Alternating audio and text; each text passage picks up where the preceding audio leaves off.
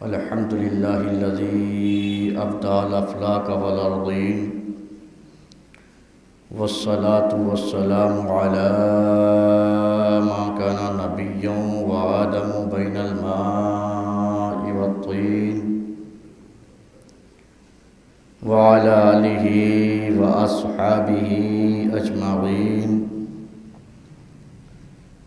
أما بعد فأعوذ بالله من الشيطان الرجيم. بسم الله الرحمن الرحيم.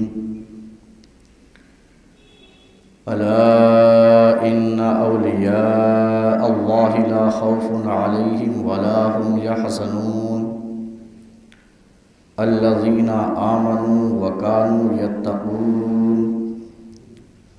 صدق الله العظيم وصدق رسوله النبي الأمين المتين الكريم ونحن على ذلك لمن الشاهدين والشاكرين والحمد لله رب العالمين.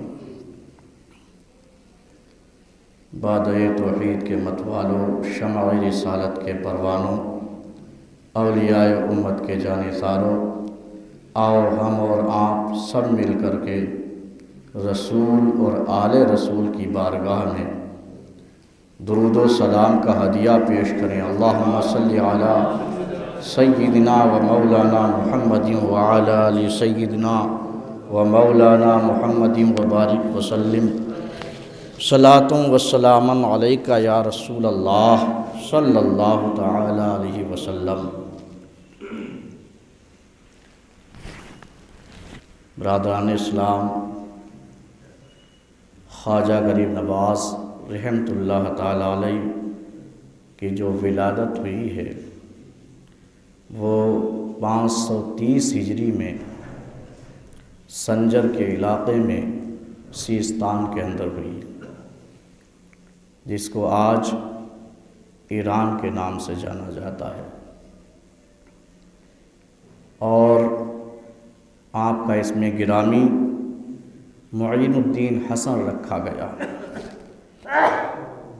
تو جیسے خواجہ غریب نواز رحمۃ اللہ تعالی علیہ کا نام ہے ویسے ہی آپ کا کام بھی ہے. معین الدین کہتے ہیں دین کی مدد کرنے والا، اور یقیناً آپ نے دین کی مدد اس طریقے سے فرمائی ہے کہ آپ نے دنیا کو بالکل کنارہ کش کر دیا. یارو، آج اگر کوئی چہیتا اپنا گھر چھوڑ کر کے ذریعہ معاش کی تلاش میں کچھ سالوں کے لیے باہر جاتا ہے تو ماں رو رہی ہوتی ہے، اولاد رو رہی ہوتی ہے، بیگم اگر ٹھٹکاری مار رہی ہوتی ہے، سب کے چہروں پر اداسی ہوتی ہے، حالانکہ انہیں خوب معلوم ہے کہ سال 2 سال کے بعد اس کو واپس بھی آنا ہے. مگر خواجہ کا کتنا بڑا احسان ہے ہم مسلمانوں پر، خصوصاً ہند کے مسلمانوں پر، کہ آپ نے اپنے گھر کو بالکل چھوڑ دیا ہمیشہ کے لیے اور حضور کی بشارت پر خرامہ خرامہ ہندوستان تشریف لے آئے.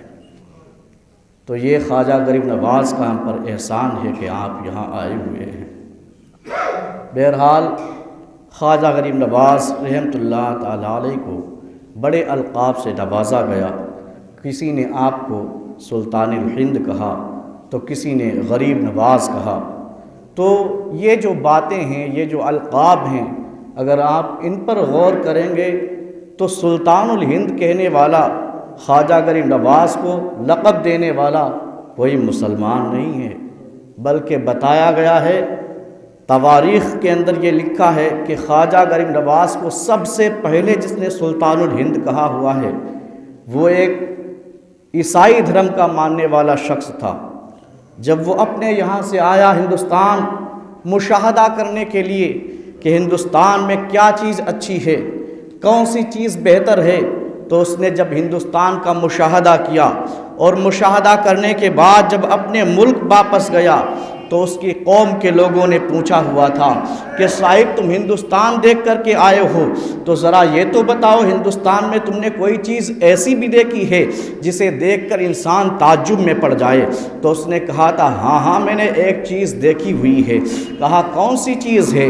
کہا وہ بات یہ ہے، میں جب اجمیر کی دھرتی پر پہنچا تھا تو میں نے وہاں پر ایک مزار دیکھی ہوئی ہے، ایک اللہ والے کو دیکھا ہوا ہے جو زمین کے نیچے آرام فرما ہے، مگر حقیقت میں اگر جب دیکھا جائے تو وہ ایسی حکومت کرنے والا ہے کہ جو بھی ہندوستان کا بادشاہ بنتا ہے تو اس کے دربار میں جھولی پھیلانے کے لیے آتا ہے، سر پر اس کے پھولوں کی تھالی سجی ہوئی ہوتی ہے اور وہ فقیرانہ لباس میں آ کر کے کہتا ہے اے غریب نواز، ہندوستان کا بادشاہ میں نہیں بنا ہوا ہوں، حقیقتاً ہندوستان کے بادشاہ تو یہ ہیں، میں گدائی کے اعتبار سے آپ کے پاس آیا ہوں، دامن پھیلا کے آیا ہوا ہوں، کچھ دن کے لیے ہندوستان کی خدمت کا جو ہے معاملہ میرے سپرد کر دیں، میں بھی ہندوستان کی خدمت کرنا چاہتا ہوں۔ یہ میں نے بڑی عجیب چیز دیکھی ہوئی ہے، تو پتہ یہ چلا وہ کوئی عام شخصیت نہیں ہے، مجھے تو لگتا ہے وہ سلطان الہند ہیں، ان کو سلطان الہند کہنے والی ذات جو ہے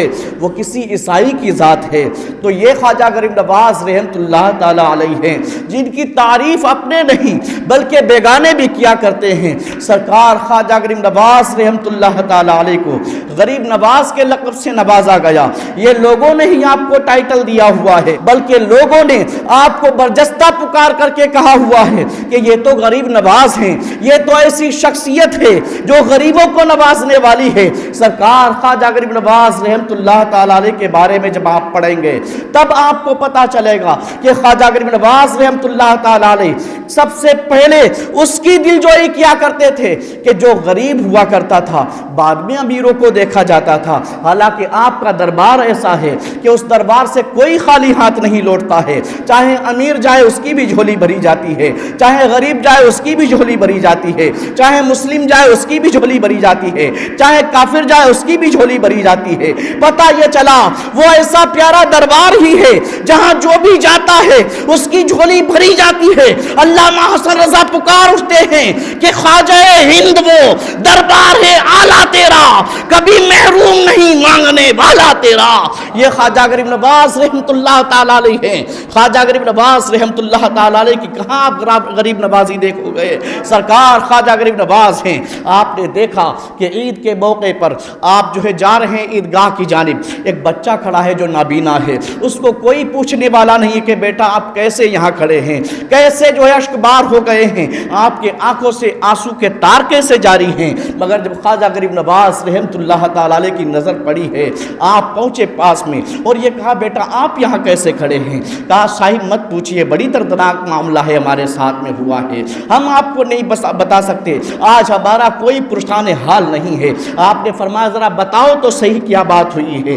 کہا اس جہان کے اندر نہ تو میری ماں رہی ہے اور نہ ہی میرا باپ رہا ہے، ہمارا اس جہان میں کوئی نہیں ہے، اسی لیے تو ہم پھٹے پرانے کپڑے پہنے ہوئے ہیں۔ سرکار خواجہ غریب نواز نے جب یہ بات سنی تھی تو آپ کے آنکھ سو رواں ہو گئے، آپ نے اس کا ہاتھ پکڑا اور پکڑنے کے بعد اپنے گھر پہ لے گئے، اس کو نہلایا دھلایا اور اپنا فاخرہ لباس جو آپ نے عید کے دن پہنا ہوا تھا اس بندے کو پہنا دیا اور اس کے بعد کہا تھا بیٹا میں تم کو لے جانے کے لیے تیار ہوں، تم ہمارے ساتھ چلنے کو تیار ہو کہ نہیں ہو؟ ہم تم کو عیدگاہ لے چلیں گے۔ یہ خواجہ غریب نواز رحمت اللہ تعالی علیہ ہیں۔ اب جب بندہ ادھر کھڑا تھا تو رو رہا تھا، اب جب خواجہ غریب نواز کا ہاتھ ملا ہوا ہے تو مسکرانا شروع کر دیا۔ اب جب عیدگاہ سے واپس آ رہے ہیں تو سارے کے سارے لوگ جو ہے خواجہ معین الدین چشتی کو دیکھ کر کے کہہ رہے ہیں ارے یہ تو وہی لڑکا آ رہا ہے جس کو غریب نواز کے نام سے پکارنا چاہیے، یہ تو وہی آ رہا ہے کہ جس نے کبھی غریبوں کی جھولی کو دھتکارا نہیں ہے، ہمیشہ غریبوں کی جھولیاں بھری ہوئی ہیں۔ ارے دیکھو تو صحیح، یہ نابینا بھی رو رہا تھا، اسی معین الدین کی وجہ سے اس کے چہرے پر مسکراہٹ آ گئی ہے۔ ارے ہم کو اس کو معین الدین نہیں کہنا ہے، ہم کو اس کو غریب نواز کہہ کر کے پکارنا ہے۔ عوام نے آپ کو غریب نواز کہہ کر کے پکارا ہوا ہے۔ یہ پیارے خواجہ غریب نواز رحمت اللہ تعالی علیہ ہیں۔ خواجہ غریب نواز کا جلوہ کہاں کہاں دیکھو گے؟ جب آپ نے پردہ فرما لیا، ایک عورت آئی خواجہ غریب نواز رحمت اللہ تعالی علیہ کے دربار میں اور اس نے آ کر کے کہا سرکار کچھ مانگنے کے لیے آئی ہوں، اسی لیے آئی ہوں کہ پتہ چلا ہے کہ آپ سلطان الہند ہیں، آپ ایسے بادشاہ ہندوستان کے ہیں کہ جو بھی آپ کے دربار میں آتا ہے اس کو خالی لوٹایا نہیں جاتا ہے، کیونکہ آپ ایسے کے نواسے ہیں جس کا دربار تو اتنا عالی دربار ہے جس کے بارے میں سرکار اعلیٰ حضرت پکار اٹھے، وہ کیا جود و کرم ہے شہ بتا تیرا، نہیں سنتا ہی نہیں مانگنے والا تیرا، آپ اس کے نواسے ہیں، اور آپ کا بھی ایسا پیارا دربار ہے جو بھی آپ کے دربار میں آتا ہے جھولی بھر کر کے جاتا ہے۔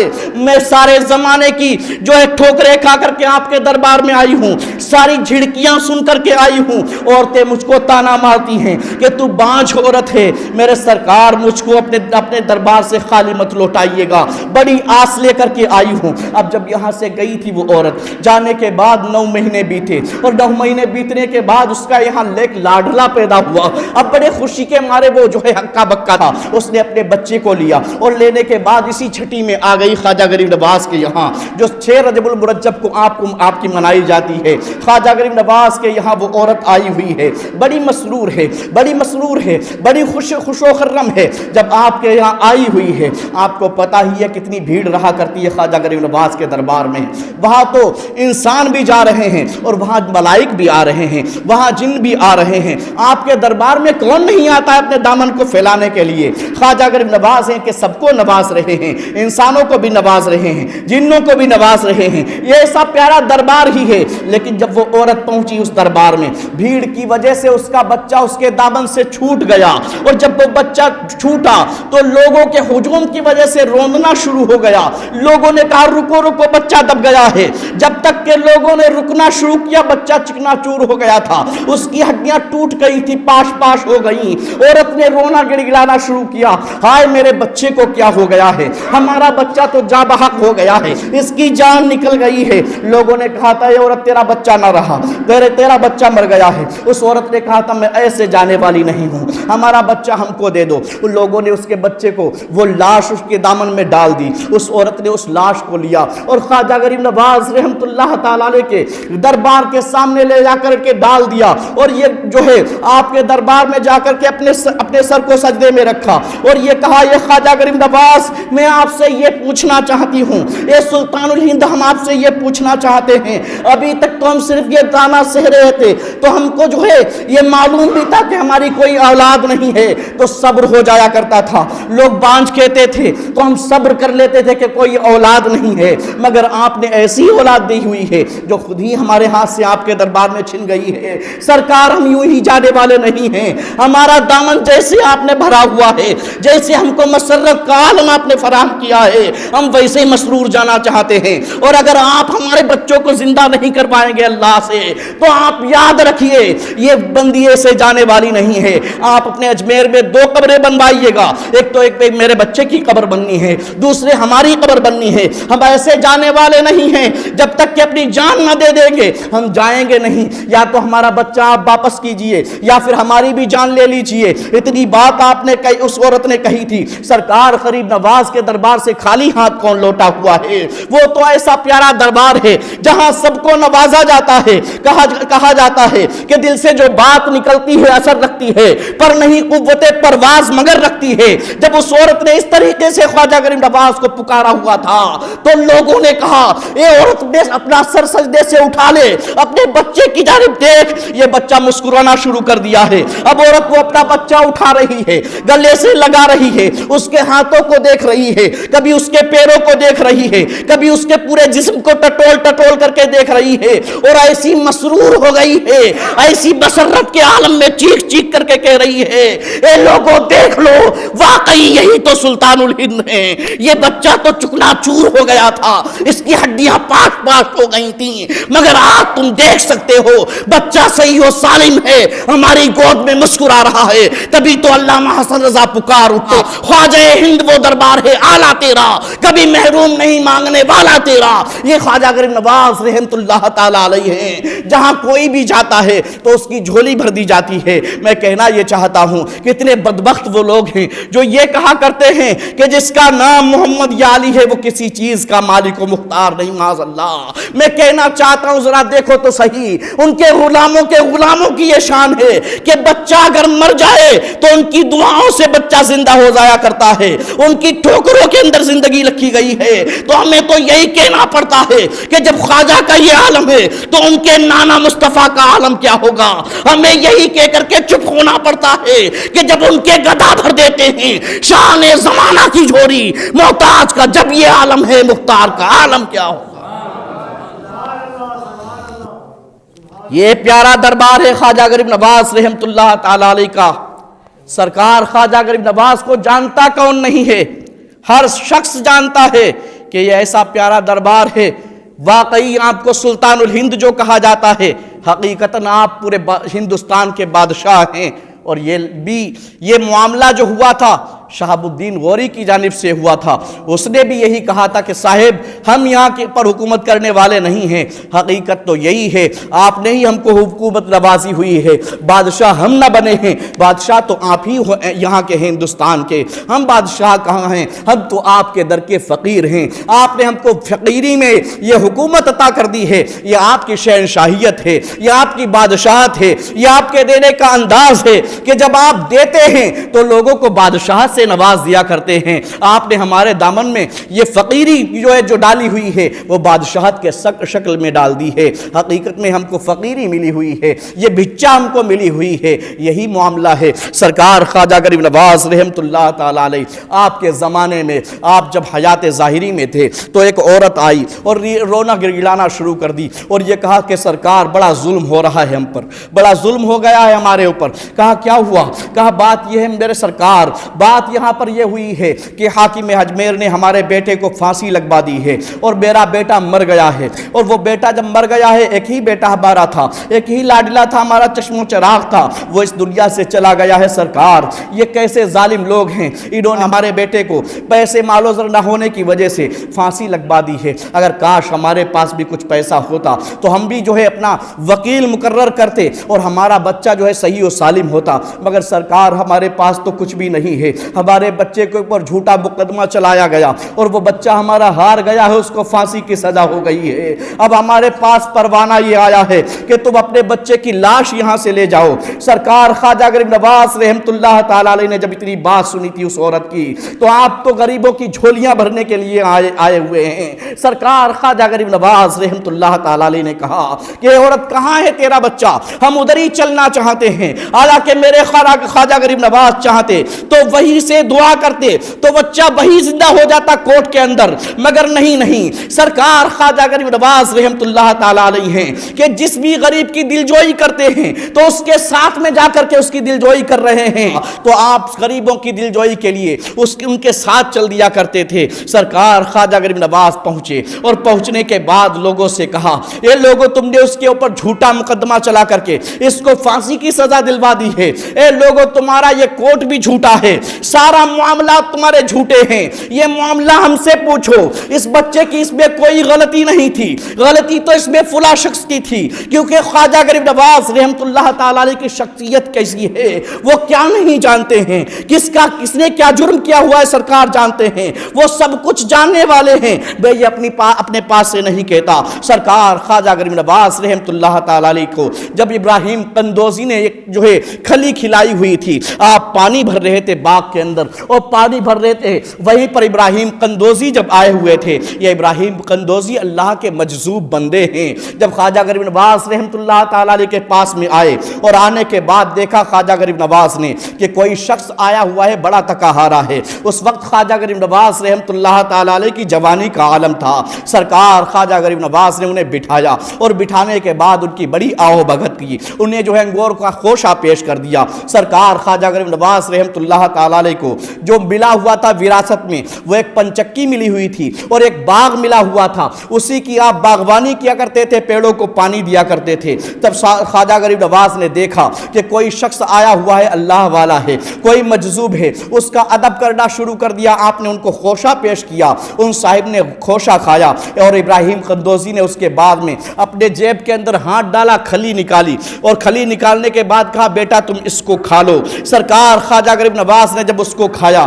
تو دل کی دنیا ہی بدل گئی. آپ کے دل میں جو تھوڑی بہت محبت جو دنیا کی تھی وہ بھی آپ کے دل سے دور ہو گئی. فوراً ہی آپ نے اپنے باغ کو بیچ دیا اور پنچکی بیچ دی, اور بیچنے کے بعد اس کا جو پیسہ مال و موال آیا وہ سب کا سب غربا و مساکین میں تقسیم کر دیا, صدقہ و خیرات کر دیا. اب آپ نکلے ہیں پیر کامل کی تلاش میں, اور تلاش میں نکلنے کے بعد جس پیر کے پاس میں پہنچتے ہیں اور اپنا نام بتاتے ہیں, میں معین الدین ہوں, ہم کو اپنا مرید بنا لو, تو ہر شخص یہی کہتا نظر آتا ہے کہ آپ کا حصہ ہمارے پاس میں نہیں ہے, آپ کا حصہ ہمارے پاس میں نہیں ہے, آپ کی بیعت ہمارے ہاتھوں پر نہیں لکھی ہے. تب خواجہ اجمیری نے کہا ہوا تھا کہ صاحب کہاں پھر ہماری جو ہے بیعت لکھی ہوئی ہے؟ تو کسی اللہ والے نے کہا تھا کہ جاؤ خواجہ عثمان ہارونی کے پاس میں جب آپ جاؤ گے تو وہاں آپ کی بیعت لکھی ہوئی ہے, وہیں آپ کو اپنا مرید بنائیں گے اور وہیں آپ کو خلافت سے نوازیں گے. اب خواجہ غریب نواز رحمت اللہ تعالی علیہ خواجہ عثمان ہارونی کی تلاش میں نکلے ہوئے ہیں, اور خواجہ عثمان ہارونی کی تلاش میں نکلتے نکلتے کہیں ادھر صحراؤں میں گھوم رہے ہیں, کہیں ادھر جنگلوں میں جا رہے ہیں. تو جب خواجہ عثمان ہارونی سے ملاقات ہوئی اور انہوں نے پیچھے سے ہاتھ رکھا خواجہ غریب نواز کے اور ارشاد فرمایا, اے معین الدین کہاں ٹہل رہے ہو, کس کو ڈھونڈ رہے ہو؟ اب جب مڑ کر کے خواجہ غریب نواز دیکھتے ہیں پیچھے عثمان ہارونی کی ذات ہے. آپ کہہ رہے ہیں صاحب آپ ہیں کون؟ ہم تو خواجہ عثمان ہارونی کو تلاش کر رہے ہیں, مگر میری آپ سے کبھی ملاقات نہیں ہوئی, آپ ہم کو جانتے کیسے ہیں کہ میں معین الدین ہوں؟ میں یہی تو کہنا چاہتا ہوں کہ اللہ کے حبیب صلی اللہ تعالی علیہ وسلم کے غلاموں کی یہ شان ہے کہ وہ سب کو پہچانتے ہیں. اللہ کے ولی پہچانتے کس کو نہیں ہیں؟ یہی تو بتایا گیا تھا سرکار تاج الشریعہ کے بارے میں کہ آپ کے مرید کے سامنے کسی نے بلغلانے کی کوشش کر دی اور یہ کہا کہ صاحب تم ایسے کے مرید ہوئے ہو جس کے کروڑوں مرید ہیں, جس کے لاکھوں مرید ہیں, جس کا ہجوم مرید ہے, تم اس کے مرید ہوئے, اسے پتہ بھی نہیں ہوگا کہ تمہارا نام کیا ہے, تم مرید ہو کہ نہیں ہو, تمہارے باپ کا نام کیا ہے. ارے تم ایسے کے مرید ہو جاتے تو تمہارے گھر 8ویں دن آ جاتا, تمہاری خیریت پوچھ لیتا. اس نے کہا بات تو صحیح ہے, ہم کو ان کی جو ہے بیعت توڑ دینی چاہیے اور جو ہے دوسرے کا مرید ہو جانا چاہیے. اس نے یہ خیال ہی کیا تھا کہ نیند آ گئی, اور جب حالت خواب میں پہنچا ہے سرکار تاج الشریعہ پہنچے اس کے خواب میں, اور پہنچنے کے بعد ارشاد فرما رہے ہیں, اے بیٹا تم ہماری بیعت کو توڑنا چاہتے ہو, کس لیے؟ اسی لیے نا کہ تم یہ سوچ رہے ہو کہ ہم تم کو جانتے نہیں ہیں. ارے میں تو یہ بھی جانتا ہوں کہ تمہارا نام کیا ہے, میں تو یہ بھی جانتا ہوں تمہارے باپ کا نام کیا ہے, میں تو یہ بھی جانتا ہوں کہ جس وقت تم مرید ہوئے تھے تو تمہارے پاس میں کون بیٹھا ہوا تھا, ان کے باپ داداؤں کے نام کیا ہیں. ارے میں سب کچھ جانتا ہوں, تبھی تو کہا گیا ہے بے خبر ہو جو غلاموں سے, وہ آقا کیا ہے, یہ سرکار تاج الشریعہ ہیں. تو میں یہی تو کہنا چاہتا ہوں, آقا کے غلاموں کی یہ شان ہے, وہ سب کو جان لیا کرتے ہیں. ان کو اللہ نے وہ طاقت و قوت سے نوازا ہوا ہے کہ وہ علم غیب کی طاقت اپنے پاس میں رکھا کرتے ہیں. وہ ناہنجار و نامراد ہیں جو یہ کہا کرتے ہیں کہ علم غیب آقا کریم صلی اللہ تعالی علیہ وسلم کو نہیں تھا. میں یہ کہنا چاہتا ہوں ان کے غلاموں کی شان دیکھو, کبھی معین الدین عثمان ہارونی سے نہیں ملے ہوئے ہیں, اور عثمان ہارونی ملتے ہی کہہ رہے ہیں اے معین الدین کس کو تلاش کر رہے ہو. میں پوچھنا چاہتا ہوں کہ علم غیب کس کو کہا جاتا ہے, یہ علم غیب ہے کہ نہیں ہے؟ سرکار تاج الشریعہ باپ داداؤں کے نام جان رہے ہیں, علم غیب ہے کہ نہیں ہے؟ بس مجھے یہی کہنا پڑتا ہے کہ آقا کریم صلی اللہ تعالی علیہ وسلم کے غلاموں کی یہ شان ہے کہ وہ علم غیب رکھتے ہیں, تو میرے سرکار کے علم غیب کی شان کیا ہوگی؟ مجھے یہی کہنا پڑتا ہے کہ جب ان کے قدا بھر دیتے ہیں شان زمانہ کی جھولی, محتاج کا جب یہ عالم ہے مختار کا عالم کیا ہوگا. خواجہ عثمان ہارونی رحمت اللہ تعالی علیہ نے دیکھا, کہا میں ہی عثمان ہارونی ہوں, تم جس کی تلاش میں پھر رہے ہو میں وہی ہوں. اب آپ ان کے قدموں پہ گر گئے, کہا سرکار میں تو آپ کو بہت تلاشا ہوں, صحراؤں میں بیٹھ گھوم کر کے آ رہا ہوں, نہ جانے کہاں کہاں آپ کو تلاش کیا ہے. خواجہ عثمان ہارونی نے آپ کو مرید کیا, اور مرید کرنے کے بعد میں بیت و خلافت سے نوازا, عبادات و ریاضات کرائے گئے, اور ایسے عبادات و ریاضات کرائے گئے کہ سالہ سال آپ ان کے پاس میں رہے. اور اس کے بعد میں کیا ہوا سنتے چلیے. خواجہ عثمان ہارونی کہتے ہیں اپنے مرید خاص سے, یعنی خواجہ اجمیری سے کہتے ہیں, اے معین الدین آپ ذرا 1100 مرتبہ سورہ اخلاص کو پڑھیے. آپ نے 1100 مرتبہ سورہ اخلاص کو پڑھا, اس کے بعد میں ارشاد فرمایا ذرا نیچے کو دیکھو. خواجہ غریب نواز رحمت اللہ تعالیٰ نے زمین کی جانب دیکھا تو آپ نے فرمایا کیا دیکھتے ہو؟ کہا تحت الثری دیکھنے لگا ہوں۔ ذرا سوچو تو صحیح، اللہ والے نوازا کرتے ہیں تو کیسے نوازا کرتے ہیں؟ اب فرمایا کہ پھر 1100 مرتبہ سورہ اخلاص کو پڑھو۔ 1100 مرتبہ پھر سورہ اخلاص کو پڑھا گیا۔ کہا اوپر کی جانب دیکھو، آسمان کی جانب دیکھنا شروع کرو۔ اب معین الدین چشتی جب آسمان کی جانب دیکھ رہے ہیں، خواجہ عثمان ہارونی پوچھتے ہیں کیا دیکھتے ہو؟ کہا عرش معلیٰ دکھنے لگا ہے۔ ذرا سوچے تو صحیح، آقا کریم صلی اللہ تعالی علیہ وسلم پہ کے علم غیب پر انگشت نمائیاں کرنے والے ذرا سوچ لیں، خواجہ اجمیری کی یہ شان ہے، جب وہ نیچے کو دیکھیں تو تحت الثری دکھنے لگے، جب اوپر کو دیکھیں تو عرش معلیٰ دکھنے لگے۔ خواجہ عثمان ہارونی کہتے ہیں 1100 مرتبہ اور سورہ اخلاص کو پڑھ لو۔ پھر سورہ اخلاص کو 1100 مرتبہ پڑھا گیا۔ تب آپ سے کہا گیا ذرا دیکھو ان دو انگلیوں کے درمیان میں کیا دکھتا ہے؟ صاحب مجھ کو جو ہے دکھنے لگی ساری کائنات دو انگلیوں کے بیچ میں دکھ رہی ہے۔ میں یہی تو کہنا چاہتا ہوں، خواجہ اجمیری کی شان یہ ہے وہ پوری کائنات کو اس طریقے سے ملاحظہ فرماتے ہیں جیسے دو انگلیوں کے بیچ میں ساری کائنات رکھ دی گئی ہو، ساری کائنات کو ہم ملاحظہ کر رہے ہیں۔ تو ذرا سوچے تو صحیح، خواجہ اجمیری حسن سنجری کی شان کا یہ عالم ہے کہ ساری کائنات کو یوں ملاحظہ کریں، ایسا مشاہدہ کریں جیسے کہ دونوں انگلیوں کے بیچ میں ساری کائنات کو اللہ نے سمیٹ دیا ہے اور خواجہ اجمیری اس کا مشاہدہ کر رہے ہیں۔ تو میرے سرکار سے کیا چیز پوشیدہ رہ سکتی ہے؟ میرے سرکار سے کون سی چیز پوشیدہ رہ سکتی ہے؟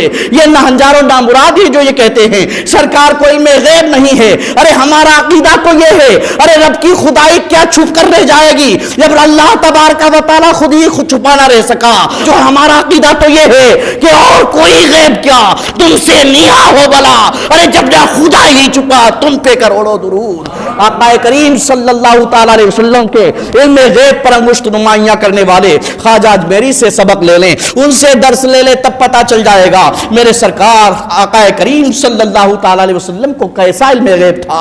ارے وہاں تو چوچرا کی کوئی بات ہی نہیں نکلتی ہے جب ان کے غلاموں کی یہ شان نظر آ رہی ہے کہ وہ سارے کائنات کو دیکھ رہے ہیں۔ کبھی جو ہے پیروں کے پیر دستگیر روشن ضمیر یہ کہتے نظر آتے ہیں کہ میں پوری کائنات کو اس طریقے سے دیکھتا ہوں جیسے کہ ہاتھ کی ہتھیلی پر رائی کا دانہ رکھ لیا جائے اور وہ بالکل صاف نظر آتا ہے، ویسے میں پوری کائنات کو دیکھتا ہوں۔ میں یہی تو کہنا چاہتا ہوں آقا کریم صلی اللہ تعالی علیہ وسلم کے سب یہ بیٹے ہیں اور آپ کے غلام ہیں، وہ ایسے کائنات کو دیکھیں جیسے کہ رائی کا دانہ دیکھا جاتا ہے، تو سرکار صلی اللہ تعالی علیہ وسلم کی نگاہ کا عالم کیا ہوگا؟ آقا کریم صلی اللہ تعالی علیہ وسلم کی نگاہ کا عالم سننا چاہتے ہو تو سن لو، حالانکہ یہ موضوع کو ایک دوسرا ہے۔ آقا کریم صلی اللہ تعالی علیہ وسلم کی نگاہ کیسی ہے ذرا آپ سنتے چلیے۔ اب جب اللہ تبارک و تعالی نے موسیٰ کو کوہ طور پر بلایا تھا، موسیٰ بار بار کہتے تھے میرے اللہ، اے میرے پروردگار، تو نے بڑا مرتبہ مجھ کو عطا کیا ہوا ہے، مجھ سے پہلے یہ مرتبہ کسی کو نہ ملا۔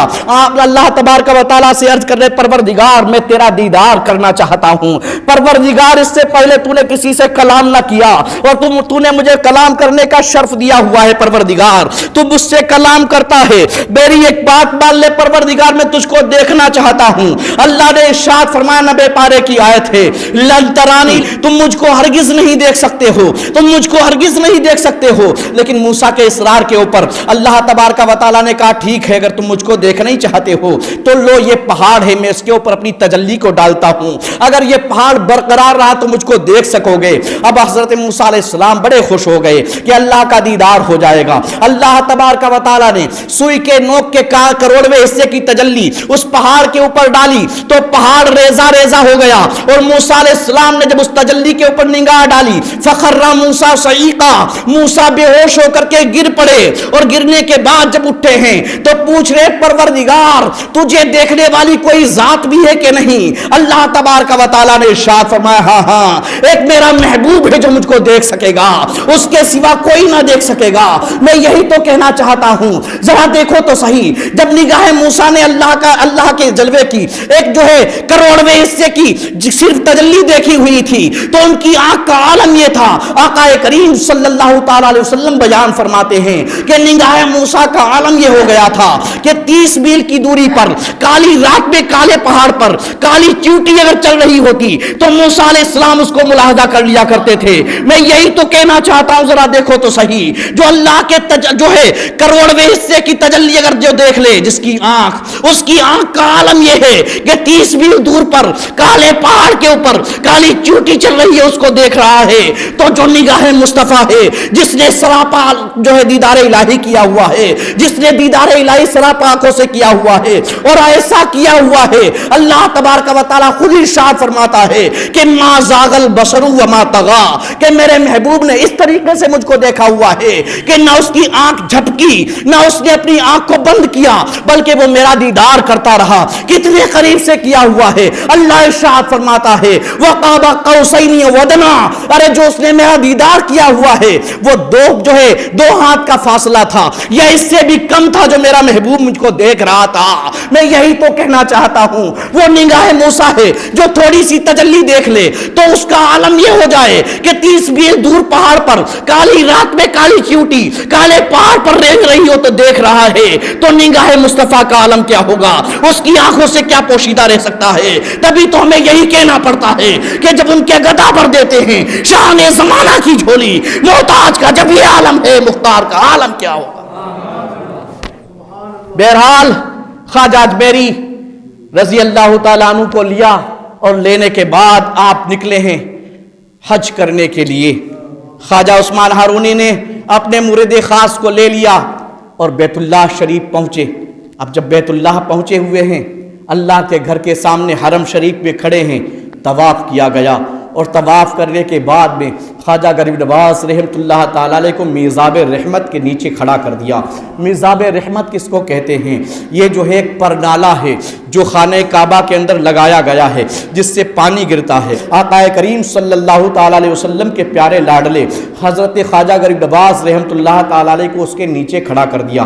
خواجہ عثمان ہارونی سجدے میں گر گئے اور دعائیں کر رہے ہیں، پروردگار میں نے جتنا سوارنا تھا معین الدین کو سوار دیا ہے، اب تیرے سپرد کر دیا ہے۔ اتنی بات کہی تھی تو ہاتف غیبی سے آواز آئی کہ میں نے معین الدین کو قبول کر لیا ہے۔ جس کو اللہ قبول کر لے اس کی شان کا عالم کیا ہوگا، ذرا سوچئے آپ، اس کی شان کے بارے میں کیا کہا جا سکتا ہے۔ خواجہ غریب نواز رحمۃ اللہ تعالیٰ نے کا ہاتھ پکڑا اور پکڑنے کے بعد گنبد خضرا کے پاس میں لے آئے۔ آقا کریم صلی اللہ تعالیٰ علیہ وسلم ایک طرف آرام فرما ہیں، سامنے ان کا نواسا کھڑا ہے۔ جو آپ کے نواسے سامنے کھڑے ہیں تو خواجہ عثمان ہارونی کہہ رہے ہیں ان کو سلام کرو، اپنے نانا کو سلام کرو، جانے کائنات کو سلام کرو، روح کائنات کو سلام کرو، سرکار دو جہاں کو سلام کرو۔ خواجہ غریب نواز رحمۃ اللہ تعالیٰ علیہ نے سلام کیا، السلام علیکہ یا ایھا النبی، اے نبی صلی اللہ تعالیٰ علیہ وسلم آپ پر سلام ہو۔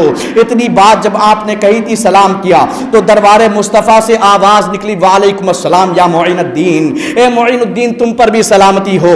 ذرا سوچے تو صحیح، جس کو قبول کرنے والی رب کی ذات ہو، جس کے سلام کا جواب دینے والی آقا دو جہاں صلی اللہ تعالیٰ علیہ وسلم کی ذات ہو، اس کی شان کا عالم کیا ہو سکتا ہے؟ کون اس کی شان کو بیان کر سکتا ہے؟ خواجہ اجمیری رحمۃ اللہ تعالیٰ علیہ کو خلافت سے نواز دیا گیا۔ اب جب آپ واپس آ گئے تو آپ سو رہے تھے، سونے میں کیا دیکھا؟ حالت خواب میں ہیں، آقا دو عالم صلی اللہ تعالیٰ علیہ وسلم تشریف لائے اور یہ فرمایا اے میرے بیٹے تم یہاں خراسان میں ہو، تمہارا کام یہاں نہیں ہے بلکہ تم ہندوستان کی دھرتی پر چلے جاؤ، وہاں کفر ہی کفر پھیلا ہوا ہے، وہاں تمہیں اسلام کی شمع روشن کرنی ہے، وہاں کے لوگوں کو تمہاری ضرورت ہے، وہاں تم جاؤ گے وہاں ظلم و ستم کے پہاڑ بھی تم پر توڑے جائیں گے، مگر تم ان سے مت گھبرانا کیونکہ تمہیں بھیجنے والی ذات کون سی ہے یہ تم سوچ لینا، تمہارے دل کو قرار پڑ جائے گا، تمہارے دل کو سکون مل جائے گا جب تم یہ بات سوچتے چلو گے کہ تو ہمیں بھیجا کس لیے گیا ہے، ہمیں بھیجا کس نے ہے۔ جب تم یہ بات سوچ لو گے تو بسائب و آلام کے چاہے پہاڑ ٹوٹیں گے مگر تم خوشی سے برداشت کر لو گے کیونکہ بھیجنے والی ذات تمہارے نانا کی ذات ہے، جانے کائنات کی ذات ہے۔ اب خواجہ معین الدین چشتی اٹھ گئے اور سوچنے لگے کہ ہندوستان جانا ہے، کیسے جائیں گے؟ یہ بات سوچ رہے تھے جائیں گے کیسے، ہمیں تو پتہ بھی نہیں ہے ہندوستان کدھر ہے، ہندوستان کی راہیں کیسی ہیں ہمیں تو معلوم بھی نہیں ہے۔ یہ بات سوچ ہی رہے تھے کہ پھر غنودگی طاری ہو گئی، آپ پھر سو گئے۔ کیا دیکھتے ہیں آقا کریم صلی اللہ تعالیٰ علیہ وسلم نے ساری راہوں کو ہموار کر دیا ہوا ہے۔ میں یہی تو کہنا چاہتا ہوں، ذرا دیکھو تو صحیح، اگر کوئی اپنے دل کے اندر کوئی بات سوچ لے. آقا کریم صلی اللہ تعالیٰ علیہ وسلم کی شان یہ ہے, آپ کا علم غیب یہ ہے کہ اگر کوئی بات دل کے اندر آئے, کوئی خطرات دل میں گزرے, آقا کریم صلی اللہ تعالیٰ علیہ وسلم کی وہ پیاری ذات ہے کہ سرکار اس سے بھی واقف ہو جایا کرتے ہیں, سرکار اسے بھی ملاحظہ کر لیا کرتے ہیں. تبھی تو سرکار دو عالم صلی اللہ تعالیٰ علیہ وسلم نے اپنے نواسے کے دل کے خطرات پر واقف ہو گئے اور ساری راہیں ہموار کر دی, ساری راہیں دکھا دی. تبھی تو ہم یہی کہتے ہیں کہ میرے سرکار صلی اللہ تعالیٰ علیہ وسلم کو جو مدینۃ المنورہ میں جا کر کے پکارے, اس کی بھی پکار کو میرے سرکار سنتے ہیں, اور جو ہندوستان میں رہ کر کے میرے سرکار کو پکارے اس کی بھی سرکار مراد پوری کرتے ہیں, اس کی بھی فریاد کو سنا کرتے ہیں, اس کی بھی داد رسی کی جاتی ہے. ہمیں تو اعلیٰ حضرت نے یہی عقیدہ دیا ہوا ہے کہ دور و نزدیک کے سننے والے وہ کان, دور و نزدیک کے سننے والے وہ کان, کانے لالے کرامت پہ لاکھوں سلام. ہم یہاں سے پکاریں وہاں وہ سنیں, مصطفیٰ کی سماعت پہ لاکھوں سلام, مصطفیٰ کی سماعت پہ لاکھوں سلام. یہ آقا کریم صلی اللہ تعالیٰ علیہ وسلم کا علم غیب ہے کہ سرکار وہ بات بھی جانتے ہیں جو منہ سے نکلی ہوئی ہے, اور سرکار اس کو بھی جانتے ہیں جو دل کے اندر گزری ہوئی ہے, جو دل کے اندر سوچا گیا ہے. میرے سرکار اس سے بھی واقف ہو رہے ہیں.